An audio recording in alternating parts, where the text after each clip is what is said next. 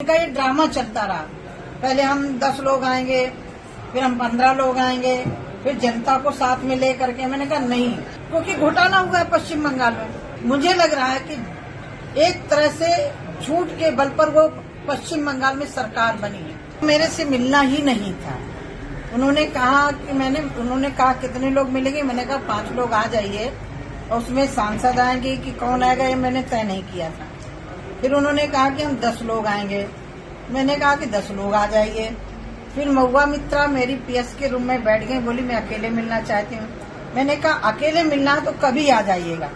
आज आपका डेलीगेट आया हुआ जो मनरेगा को लेकर के आया, मनरेगा के इशू को लेकर के आया, तो जब तक आप लोग बैठोगे नहीं तो मैं कैसे बात करूंगी।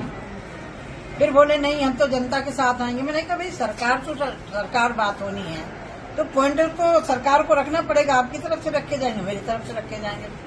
फिर बोले नहीं हम पूरे सांसद आएंगे। आधे घंटे बाद ही नहीं, 6:30 से लेकर के 9:30 बजे तक, 8:30 बजे तक इनका ये ड्रामा चलता रहा। पहले हम 10 लोग आएंगे, फिर हम 15 लोग आएंगे, फिर जनता को साथ में ले करके। मैंने कहा नहीं, यदि सरकार के ऊपर आरोप लगाया तो हम लोग बैठ के बात करेंगे।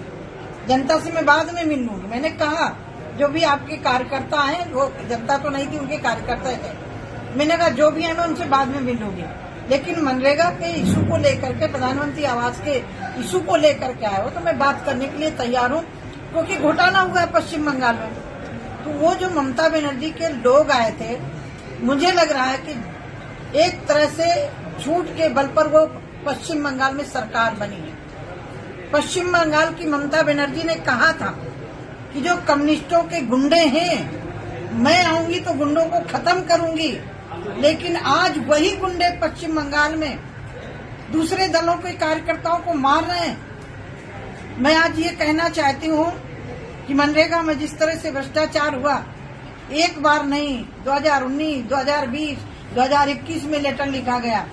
22 में आकर के दिसंबर में उन्होंने एक ग्राम पंचायत ग्राम सेक्रेटरी के खिलाफ कार्रवाई करके दिया।